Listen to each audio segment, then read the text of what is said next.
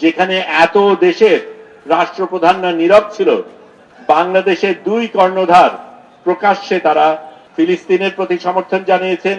Israel যে হামলা করেছে, যে অন্যায় করেছে, যে বর্বরতা করেছে, সেটা আমাদের প্রত্যেকের কাছে স্পষ্ট।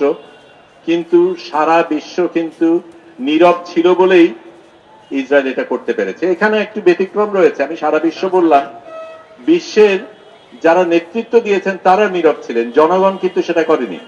জনগণ ফিলিস্তিনকে সমর্থন করেছে এবং জনগণ প্রতিবাদ করেছে তার নিজের দেশের যারা রাজনীতিবিদ, নিজের দেশে যারা কর্তৃত্ব করে তাদের বিরুদ্ধে।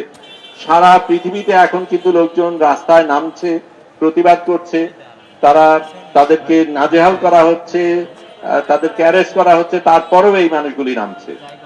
আমরা যারা এখানে দেখলেন যে লিয়াকত, জুবের, আমি, আমাদের যে চিন্তাটা ছিল, যেখানে দেশের রাষ্ট্রপ্রধানরা নীরব, যেখানে নীতি নির্ধারকরা নীরব, সেখানে আমাদের নিজেদের দেহ দিয়ে যদি আমরা কিছু করতে পারি তাহলে সেটাই আমরা করব। সেই কারণে এটা নিশ্চয়ই সত্য যে সেখানে অনেক বিপদ ছিল, সেই বিপদ জেনেই কিন্তু আমরা গিয়েছিলাম।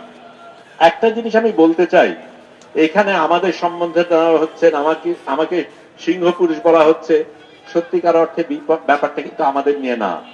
আসল সিংহ পুরুষ ফিলিস্তিনের যেই নারী, পুরুষ, শিশু যারা এত বছর ধরে সংগ্রাম করে যাচ্ছে, করছে, এই বিপদের মুখেও তারা কিন্তু প্রতিবাদ থামায়নি। সত্যিকার অর্থে তারাই আমাদের শিখিয়েছে বীর হওয়া কি জিনিস, এবং তাদের থেকে আমরা অনুপ্রেরণা পেয়েছি। তবে এটা ঠিক যে আমরা গিয়েছিলাম কারণ যেই ব্লকেট তারা করেছিল সেটা অবৈধ, এবং এই অবৈধতাকে আমাদের প্রশ্ন করার দরকার ছিল, এবং সেই প্রশ্নের তাগিদেই আমরা গিয়েছি গাজা সেই শিশু সন্তানের পাশে দাঁড়াতে।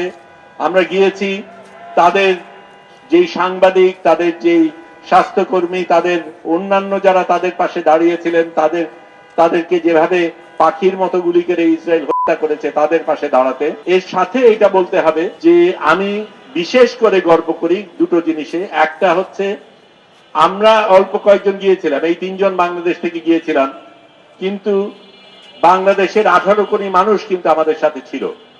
বাংলাদেশের 18 কোটি মানুষ আমাদের জন্য দোয়া পড়েছে, বাংলাদেশের 18 কোটি মানুষ আমাদের ভালোবাসা দেখিয়েছে, বাংলাদেশের 18 কোটি মানুষ আমাদের সাথে সেই নৌকায় ভ্রমণ করেছে। এটা আমরা বোধ করেছি, সেই অনুপ্রেরণা পেয়েছি, সেই সাহস আমরা পেয়েছি, সেটার জন্য আপনাদের ধন্যবাদ। তার বাইরে আরো 2 জন ব্যক্তি অসাধারণ ব্যক্তি ভূমিকা রেখেছিলেন। যিনি আজকে প্রধানমন্ত্রী তারেক রহমান সাহেব, তিনি তখন প্রধানমন্ত্রী ছিলেন না, কিন্তু তিনি প্রথম রাজনীতিবিদ হিসাবে প্রকাশ্যে আমাদের সমর্থন করেছেন, আমাদের পাশে দাঁড়িয়েছেন, এবং বাংলাদেশে মানুষের এই যাত্রার জন্য সমর্থন সেটা প্রকাশ করেছেন, এবং বলেছেন, ঘোষণা দিয়েছেন যে আমাদের যদি কিছু হয় তাহলে তাদের জবাবদিহি যারা করেছে তাদের জবাবদিহি করতে হবে। তারপরে পরেই আমাদের তখন যিনি দেশের প্রধান ছিলেন প্রফেসর ইউনূস, তিনিও একই ধরনের বক্তব্য রেখেছেন, সাহসী বক্তব্য রেখেছেন। যেখানে এত দেশের রাষ্ট্রপ্রধানরা নীরব ছিল, বাংলাদেশের দুই কর্ণধার প্রকাশ্যে তারা আমাদের এই যাত্রার প্রতি সমর্থন জানিয়েছেন, ফিলিস্তিনের প্রতি সমর্থন জানিয়েছেন, ইসরায়েলকে অর্জন করার জন্য ডেকেছেন। আমি এটা লম্বা করতে চাই না, আমি আপনাদের ধন্যবাদ জানাই, আপনারা এসছেন, এবং সারা বাংলাদেশের কাছে আপনারা যারা সাংবাদিক ভাই বোনরা আছেন, আপনারা সারা বাংলাদেশের কাছে পৌঁছে দেবেন যে একটা ন্যায্য লড়াইয়ের জন্য বাংলাদেশিরা এখনো প্রস্তুত, এখনো লড়াই করে যাবে, এবং অন্যায় যেখানে আছে সেখানে প্রতিবাদ করবে। আমার দেশের সংবিধান আমাকে বলে অন্যায়ের বিরুদ্ধে দাঁড়াতে, নিপীড়িতর পাশে দাঁড়াতে। আমার ধর্ম আমাকে বলে অন্যায়ের বিরুদ্ধে দাঁড়াতে, নিপীড়ককে প্রশ্ন করতে, যারা নিপীড়িত তাদের পাশে দাঁড়াতে। সেই জিনিসটাই আমরা করেছি।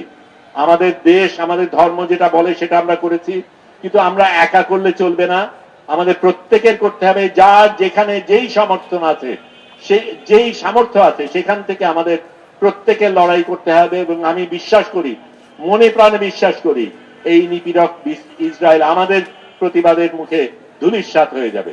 সেই আশা করি। ফিলিস্তিনের জয় হোক।